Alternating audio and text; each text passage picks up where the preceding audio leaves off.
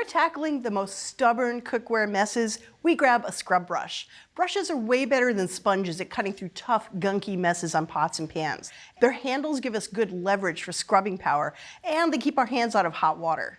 But not all scrub brushes are created equal. We tested 9, priced from about $5 to about $24.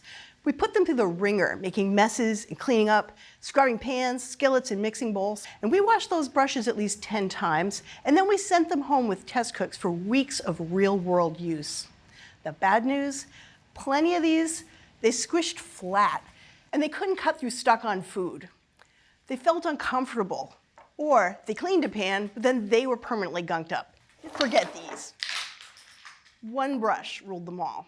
This is the O-Cedar Rinse Fresh Pot and Pan Brush at about $18, and it easily washed away the competition. And here's why.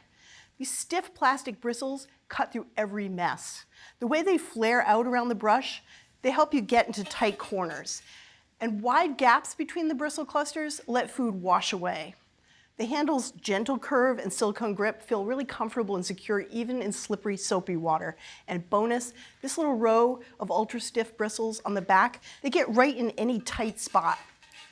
Now, I used this brush when I was testing cast iron grill pans, and it was the only tool that really worked.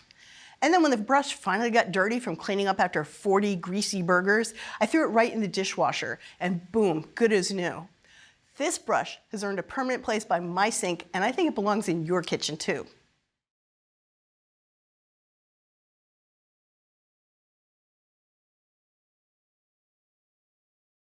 Thanks for watching America's Test Kitchen. What'd you think? Well, leave a comment and let us know which recipes you're excited to make, or you can just say hello.